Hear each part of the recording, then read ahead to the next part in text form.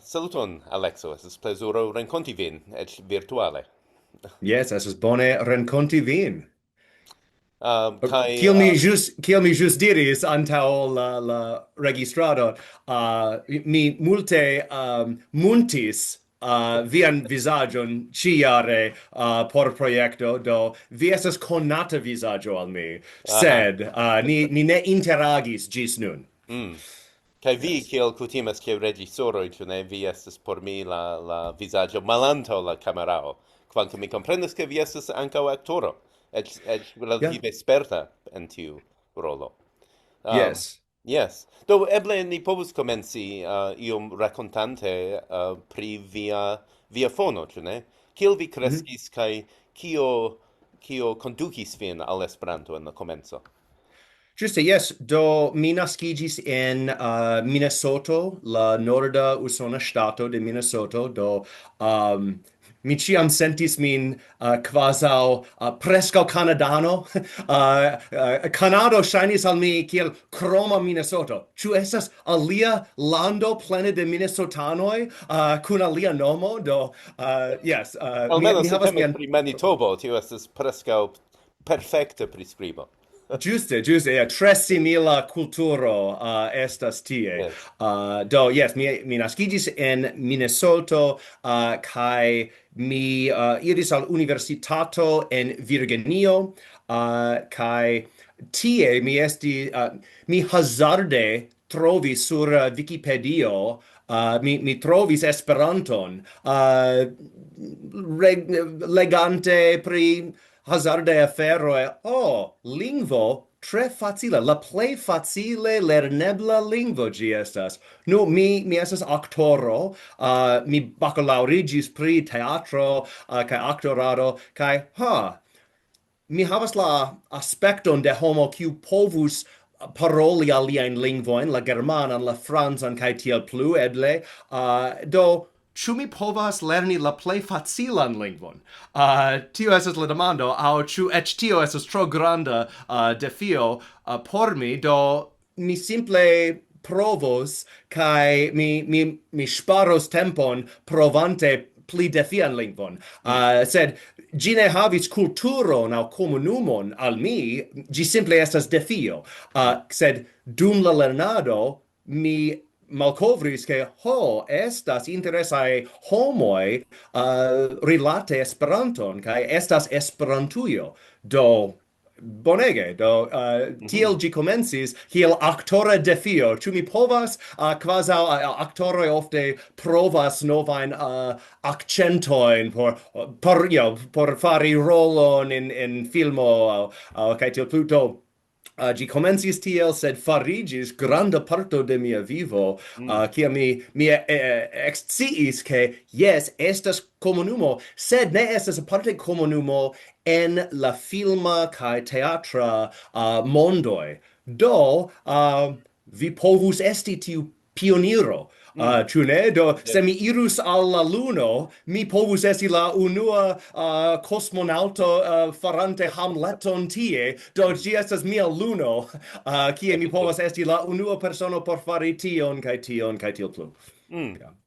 Ja, estas interese por mi, ĉar kiam mi ekesperantistiĝis antaŭ kvindeko de jaroj, tiam apenaŭ estis muzika kulturo en Esperanto, ĉu ne? Estis iom da folkloraj popolaj kantoj kaj Poezio stiloj, ĉu ne? abundas, Sed yes. tre minimuma.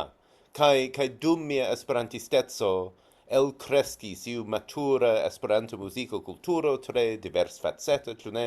Tre internacia, de gamo de ĉiuj diversaj stiloj kaj genroj kaj tiel plu. Um, kaj Kaj yes.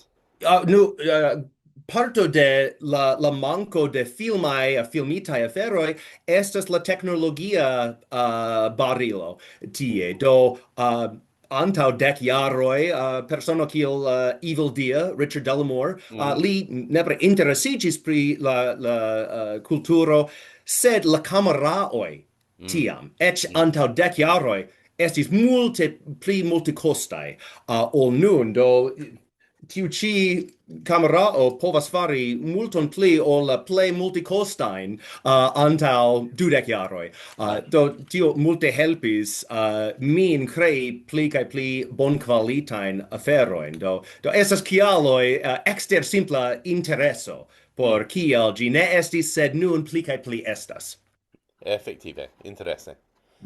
Do en via eta biografio kiun mi trovis en la reto, ĉu ne? Ne estis multaj detaloj, sed ŝajnis ke vi komencis kvazaŭ aperi sur la sceneo de la Esperanto filmkulturo en 2019 proksimume. Nu, Yeah. mia unua Esperanto evento estis NASC, la Nord-America Somera Cursaro de Esperanto, en la jaro 2016. Aha. Kai mi neniam antaŭe uzis Esperanton laŭte. Mi legis, mi skribis, mi studis, sed tiam mi uzis ĝin kun aliaj homoj vid al vide, kaj tiu semajno tiu cursaro tiel aktivigis min, ke mi revenis hejmen, kaj la venontan semajnon mi ekregistris aferojn en Esperanto por mia YouTube kanalo. Exploring Esperanto, au en Esperanto esplori Esperanton, gi estas la nuna nomo de mia kanalo, sed gi simple estis saluton Alekso Miller, hello Alex Miller, mia aktora kanalo por miaj scenoj. Jen, mi estis en televid epizodo, do jen eta parto kun mi estas aktoro, au mi cantante ion, au ludante la ukulelon. Gi estis tia kanalo, kai mi ne rimarkis simplain exemploin de la lingvo. Tio ne estis facile trovi. Do, longain prelegoin de Bertilo Wennergren pri grammaticae aferoi, yes, sed mi ne comprenas tion, sed simplai lulcantoi, tiui ne trovigis, au eble ne estis facile troveblai.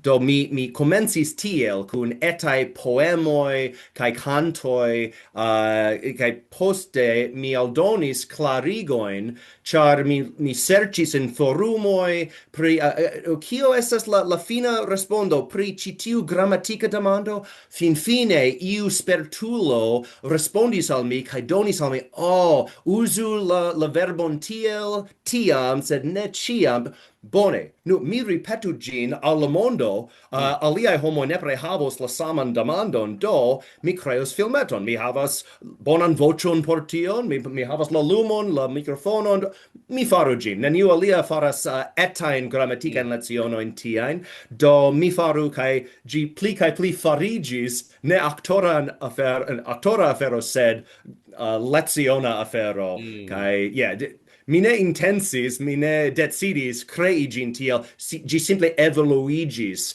in tiun directon pro la bezono por tia clarigo. Ĉu vi efektive ricevis pozitivain reagojn de lernantoj jam baldaŭ post la komenco? Yes, kai ofte la spertuloi fine aperis por plu correcti min, kiam mi creis aferon. Do, mi sercis kai demandis, kiel mi uzu gin, au kiun mi uzu in citiu fraso. Neniu havas respondon, sed do mi pensas ke la respondo estas citio, kai poste nepre ne diru tion, ciam diru cition. Dankon, do mi devis erari por trovi la justan respondon al la afero. Vidu, tio estas la kuraĝo de aktoro, ĉu ne? Kiu kapablas Yes. la sceneon.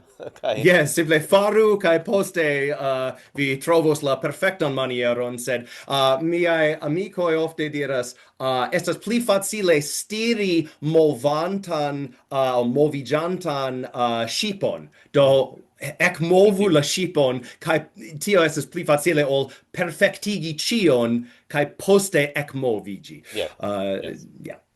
Yes, kiu provis skii havas similan sperton, ĉu ne? Aŭ bicikli. Giuste.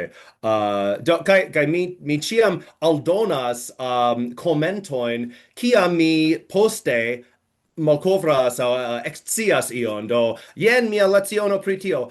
Vi forgesis ion. Bone, mi aldonos commenton. Mi ne povas refilmi la tutan aferon, kai giam havas multe de commentoi, kai spectoi, mi ne volas forigi, kai malaperigi tiun, sed mi aldonos informon, se mi estis malprava pri iu puncto, do ciam controlu la commentoin, ciam vi esploras mian kanalon, char mi daure lernas la lingvon, mi ancora ne scias Ni tiuj, cion. ĉu ne?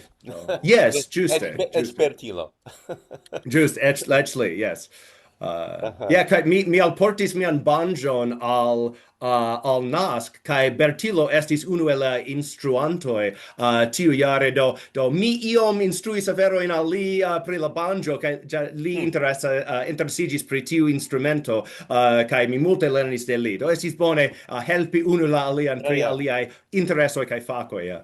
Yes. Unu el la belaj aspektoj de Esperantujo, tiu Yes. reciproka rilato. Yes. Giuste. Yes. Kaj la mia kompreno mi mem ne mi eĉ ne sciis pri Exploring Esperanto ĝis ni donis al vi la premion aŭ ĝis ni devis iom esplori, ĉu ne, pri viaj agadoj kaj la agadoj de liaj kandidatoj por la premio.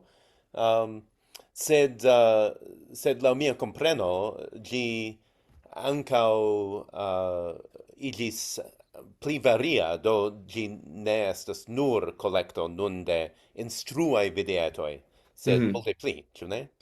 Giuste, la evoluo okazis ĉi tiel. Mi comencigis per exemplae poemoi kai cantoi, kai poste clarigoi pri grammatiko, kai mi havis kelkain, au mi accetis kai mendis infan libroin, japanai folkloroi, tiai aferoi, au cinai racontetoi por infanoi. Do mi scanis malnovain libroin, kiuin mi havis, au kiuin mi prunte prenis de la biblioteco de Nask, char oni povas prunte preni libron kai venon somere prunte doni gin de nove por aliai homoi cetiu evento. Do mi scanis kai usis mian vocon por crei son libroin, por tivi malnovain libroin, kai la pagioi aperas sur la ecrano. Do, kion li diris? Nu, ni legu. Nova vorto por glitis. Gliti kai gladi ne estas la sama afero. Do, homoi povas usi la interesain son libroin kiel instrumaterialon au simple giuigins por la fluae parolantoi, ili ne devas lerni, ili simple povas giui ilin, sed tio estis alia pasio, kai la successo de la canalo allogis la attenton de la estraro de Esperanto usoa. Kai mi estis naskon tri au kvar foioin antaŭ mi ec sciis che estis landa asocio. Do ili ne bone komunikis. Mi pensis che simple estis iu instrua evento. Sed en iu corridoro inter eventoi dum Nask, Charlotte Burton venis al mi. Si estis la secretario tiam, kai ancora estas, mi pensas, kai si diris, Alekso, la estraro havas demandon por vi. Via canalo, Ĉu vi profitos de mono por aceti pli bonan kameraon aŭ mikrofonon, ĉar ni havas fonduson por edukaj filmetoj. Do, se ni donus al vi monon, ĉu tio estus bona por vi? Yes, mi ne kontraŭas tion. Do ili sendis al mi monon, kaj per ĝi mi aĉetis ĉi tiun kameraon, kaj mikrofonon, kaj kelkaj aliaj objektivoj, kaj tiel plu, kaj tuj post tio la kvalito de miaj aferoj plibonigis. Vi povas marki kiam ĝi okazis in 2019, simple inter unu leciono kaj la alia, multe pli bon kvalita ĝi estas, kaj ĝi sonas pli bona post tio. Do, mi eksciis ke ekzistas landa asocio, kaj ili subtenis min, sendis al mi $1,000 kaj $200. Ili sendis al mi por aĉetis aferojn, kaj post tio mi pensis, mi nun havas tion kion mi bezonas por crei bonain scenoin. Tiam la camerao estas suffice bone che mi ne devis attendi aliajn personoin, kiuj havas bonan kameraojn. Mi mem povas simple crei miajn proprajn aferojn, ĉar mi havas tion. Do, mi komencis filmi dulingvajn filmetojn, serion de filmoj en ambaŭ lingvoj. Ĉar miaj amikoj, kiuj estas lertaj aktoroj, ili bezonas filmomaterialon aktoranta scenojn. Do, en la angla, sed mi volas ilin en Esperanto, do kio se ni faru la saman scenon en du manieroj dum la sama tago, do mi komencis fari tion, kaj tiam mi komencis la Patreon paĝon, kie mecenantoj povas sendi al mi monon por plu sendi al miaj aktoroj. Do, mi donos al vi $50 se vi aktoros por mi. Vi ricevos la utilan filmomaterialon en la angla de la sceno, sed la mono venas al la facto che gi existos en Esperanto, kai Esperanto lernantoj volas tion.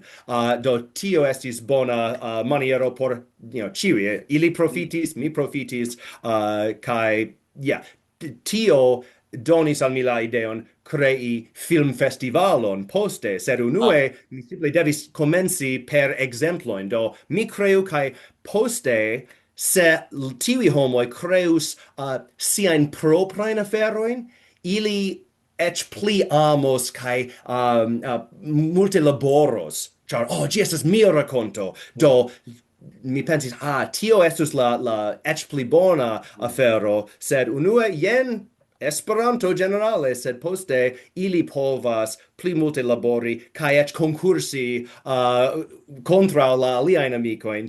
Do, ĝi estis paŝon post paŝo. Mirinde. Mi tute ne sciis pri la Patreon projekto. Tio estas brila elpensaĵo.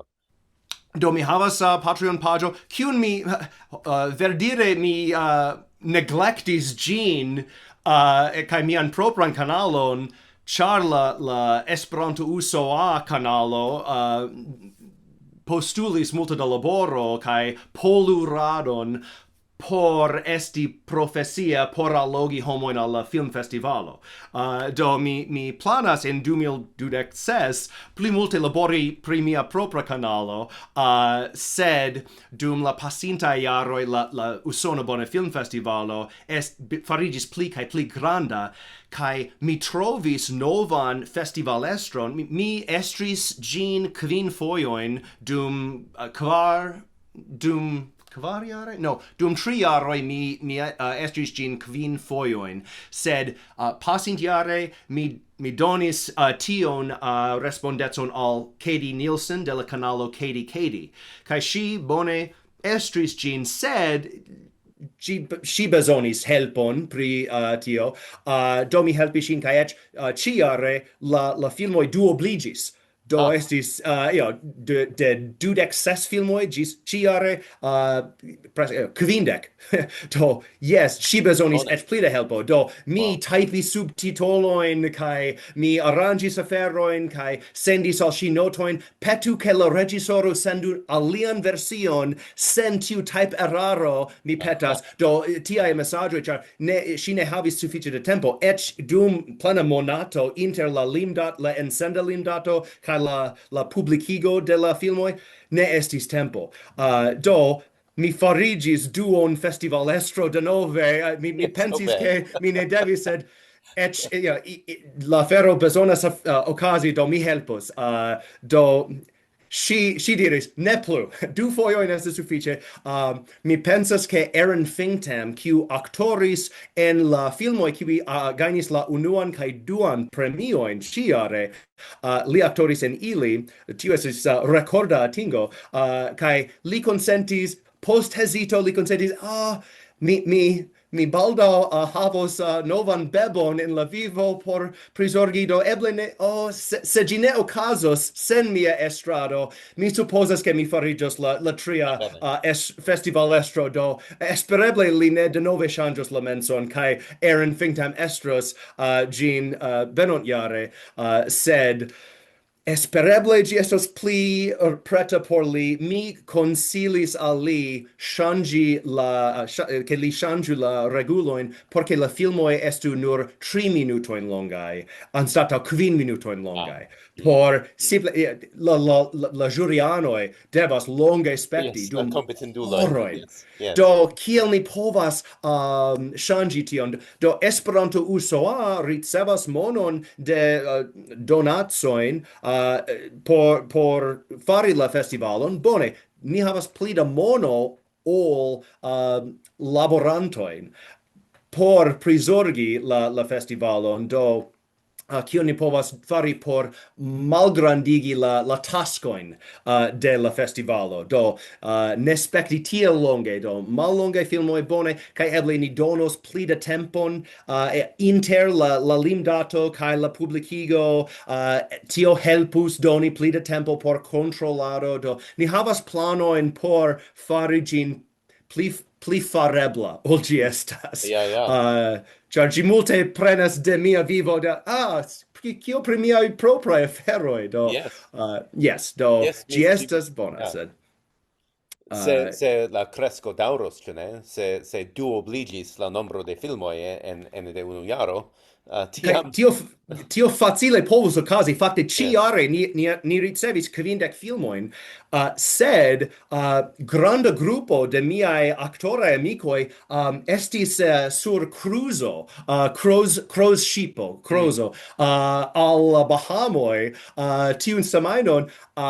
Alie ili creus filmojn kaj verŝajne gajnus premiojn. Do ni preskaŭ ricevis pli da filmoj, pli da bonaj filmoj, kaj tio estus bona, sed tio estus pli da laboro. Ni apenaŭ havis tempon eĉ por prezenti la filmojn dum la loka ruĝtapiŝa premiero in Atlanto. Iu estis malsana kaj ne povis veni. Bone, ni ne prezentos lian filmon, kaj ni ankoraŭ apenaŭ havis tempon por prezenti ĉion antaŭ la bibliotekistoj diris, foriru, nur ni devas fermi la pordojn. Do, ni havas bonajn problemojn, sed mi multe volas reveni al aliaj projektoj kaj taskoj. Do, kiel mi menciis, 1910 estas tio estas la blu radia fizika eldono de la teatraĵo de Genia Amos. Do mi creis ĉi tiun kovrilon por ĝi, sed la disko mem ne ekzistas. Ĝi estas malplena, simple por prezenti ekzemplon de kiel ĝi aperos, sed ni bezonos la helpon de iu fabriko por finpresi kaj finaranĝi la menuojn kaj tiel plu. Do, mi pretigis la suplementojn. La teatraĵo mem estas spektebla en mia YouTube kanalo, kaj ĝi estas tre bona. Horlonga teatraĵo tute en Esperanto pri la historio de Zamenhof kaj lia vizito al Nordameriko. Tre interesa, sed tio estas 1 horo. Estas pli de 2 horoj da suplementoj en ĉi tiu disko, estos en ĉi tiu disko, pri kiel ni aranĝis ĉion, pri la historiaj dokumentoj, pri la teknikaj defioj por mi filmante ĝin en fora lando kun 4 kameraoj kaj kio okazis al tiu kamerao? Ne, mi devas ripari ĝin. Do, tio estas tre interesa, sed mi devis tute pauzi tiun aferon por fari la filmfestivalon. Kaj mi havas serion de infanlibroj pri Kapitano Katarino, la pirato alergia je gluteno, kaj superheroino malpleoto, kaj la troda roboto. Do, mi havas aliajn projektojn kiujn mi volas reveni al, sed unue mi devas fini aliajn aferojn. Do. Fakte, redaktante la motivigon de la premio, mi devis ellasi plurajn aferojn, simple ĉar mi timis simple tro longigi la liston de viaj kontribuoj. Do, estas vere admirinde kion vi sukcesis fari ĝis nun. Bone, do ni ĉiam serĉas helpon. La celo estas ke la Usona Bona Filmfestivalo estu pli kaj pli aliula projekto. Do iu alia persono povus farigi la pasia capo de tiu afero, mi ciam trovos miain proprain aferoin por fari, sed kelkai homoi bezonas helpon ecci al aferoi, do gi estas preta por vi, se vi iam volus farigi la festival estro, vi povus, au vi povus crei similan concurson, eble musico pli placas al vi, au poesio. Ni havas la recepton nun por successe arrangi concurson. Do eble ni samtempe au anstataue havu poesian concurson, America Film Festival anstataŭ la Usona Film Festivalo, al simple la Esperanta muzika concurso. Ni havas la sperton fari tion, ni havas la lertojn pri ĝi, do tio povus esti, kaj eble alia persono povus fari tion, ĉar mi volas reveni al aliaj aferoj. Estas interese ke ĉi semajne ĉi tio estas la tria provo fari intervjuon. La unuan provon mi tiam havis aktoron ĉe mi, kaj ni filmis anoncan filmeton por la kanalo Esperanto USOA. Bonvenon al nia kanalo. Do mi aranĝis la lumojn kaj ni devas paŭzi por paroli al Mark, kaj reveni poste kiam vi havis aliajn aferojn por fari. Sed la duan fojon hieraŭ mi reĝisoris kristnaskan filmeton en Esperanto, kun la kristnaska arbo kaj kun diskuto pri festaj manĝaĵoj kaj donacoj. Ĉu vi finis vian butikumaron kaj tiel plu? Do ĉi semajne mi devas munti tion kaj afiŝi ĝin, sed ĝi estas tre aktiva semajno por paroli pri esperantaj aferoj. Yes. Yes. Kvankam mi ricevas la impreson ke ĉiuj viaj semajnoj estas aktivaj semajnoj. Pli malpli.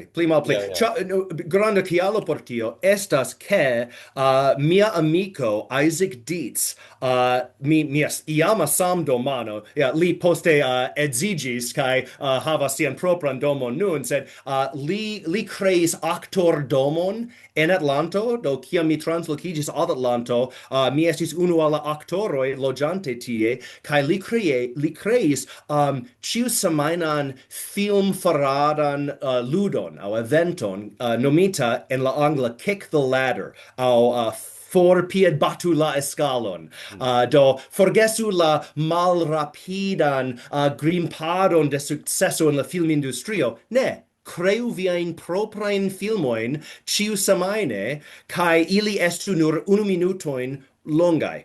Do mi ĉiusemajne faras tion, ne ĉiun semajnon mi mem kreas aŭ reĝisoras preskaŭ, sed mi ofte aktoros en aliula filmo tiun semajnon, sed la venontan semajnon vi aktoru en mia filmo, kaj nia komunumo estas tre aktiva pri filmfarado. Do pasintjare preskaŭ ĉiu premio en la Usona Bona Film Festivalo iris al miaj amikoj en Atlanto, ĉar la filmfestivalo estas longa compare al liaj jaroj. Estis lasta minuta decido eĉ okazigi ĝin. Ni planis paŭzi ĝin en 2024, sed Brandon Dyer, kiu estras la retejon ana.so, li kontaktis min kaj Brandon Sowers, kaj diris, se vi ne paŭzos la festivalon kaj vi okazigos ĝin ĉiujare, mi mem sendos al vi la monon por ĉiu premio.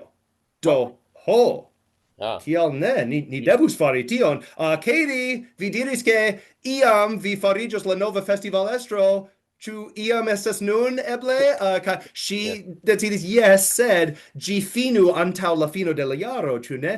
Bone, do ni eku ĝin. Do ĝi estis tre lastminuta decido, do ni nur donis malpli ol 2 monatojn al la homoj por krei filmojn. Do por homoj tra la mondo, malpli ol 2 monatojn ne estas sufiĉe da tempo. Sed por miaj amikoj, 7 semajnojn? ni havos por crei filmon, ne Mirinde. nur unu semajnon, kaj Yes. ĝi povas esti 5 minutojn longa. Ni ĉiam havas nur unu minuton kaj unu semajnon por krei ĝin kaj 1 minuton ĝi devas esti Wow. konciza. Do ni devas forstreki aferojn. Ne, Dio. ĝi ne povas esti en la fina filmo. Do estis tre facile por ni crei filmoin, char ni exercas nin tiel ofte pri film farado. Do, mia plano estas helpi Isaac crei esperant lingvan version de la reteo. Do, iru al la reteo, kicktheladder.com. En la angla, vi povas serci ca giui pli ol 3,000 filmoin 1 minutain filmoin, kai ech crei sen pagan konton tie, kai vi povas ludi gin, rete vi povas claki la butonon, kai gi donos al vi instigoin. Ci semane creu filmon kun nur 3 aktoroin, kai gi enhavu viva besto. Au uzu du lokojn kaj ĉiu plano, kamera plano, estu surstativa. Do ne movu la kamerao. Do estas tiaj hazardaj aferoj per ĵetkuboj kutime, sed ciferecaj aŭ ne vere fizikaj ĵetkuboj vi povas simple klaki por ricevi hazardajn kaj ni faris 1 minuton filmon ciare. Do mi pensas ke se tio fariĝos amuza parto de Esperanto kulturo, la filmfestivalo fariĝos multe pli impona, ĉar tra la jaro homoj semajnon post semajnon kun lokaj kluboj faros tion kaj dum la granda festivalo kun monpremioj, ni estas preta, kaj miaj amikoj ne gajnos pli ol duonon de la premioj post tio. Ĉar miaj amikoj ne parolas Esperanton, do ili havas tiun malavantaĝon. Mi devas gvidi kaj aŭskulti, ne, denove, in gis ciam gi ne tro multe eraras. Sed in Hungario aŭ en Francujo, oni havas lokajn klubojn, kiuj povus facile paroli, ili simple bezonas helpon pri la kamerao aŭ pri la muntado. Do mi pensas ke tio estus ple bona. Mi vidas tie grandan potencialon. Yes. Yes. Yes, kai kio ci nur confirmas kion ni la premijuĝantoj jam pensis pri vi, ĉu ne? Aŭ antaŭvidis ke viaj ĝis nunaj kontribuoj daŭros kaj plivastiĝos, ĉu ne? Do estas multaj evidente vi estas homo de multaj ideoj kaj granda energio. Kaj do mi estas eĉ pli certa nun ol antaŭ la intervjuo ke ni donis la premion al ĝusta homo. Do gratulon, Alekso. Bone, dankon. Kai esos bone por mi neniam lasis Amerikon. Mi iris al Brazilo por take, sed Norda kaj Suda Ameriko estis la nuraj lokoj kiujn mi vizitis ĝis nun. Do Eŭropo estos bona evento kaj la premio helpos min aĉeti flugbileton por fari tion. Do yes, mi dankas al vi ke mi povus fari tion. Nur pri Eŭropo, ĉar ankaŭ en Afriko, ankaŭ en Azio, estas ankaŭ viglaj lokaj kluboj kaj lokaj esperantaj kulturoj. Do mi esperas ke la estonteco portos vin ankaŭ al tiuj mondopartoj. Kaj kelkaj homoj de tiuj el tiuj kontinentoj kaj landoj jam partoprenis en la filmfestivalo, do kontrolu la kanalon de Esperanto USOA kaj jen aŭstralianoj anoj de Australio, kai Japanoj, kai yes, homoj de el Burundo, kai aliaj landoj vi trovos tiujn homojn kai ties filmojn, kai komentus kai kuraĝigu ilin kaj diru belaj filmoj kaj tio povus esti bona parto de nia komunumo. Mi pensas ke multaj esperantistoj simple ne konscias ke tiuj projektoj estas. Do mi esperas ke homoj kontrolante ĉi tiun intervjuon Alekso Miller, kiu estas li? Ne gravas kiu mi estas, sed gravas la laboro kiu jam okazis en tiu filmfestivalo. Do controlu kai subtenu la homoin tie.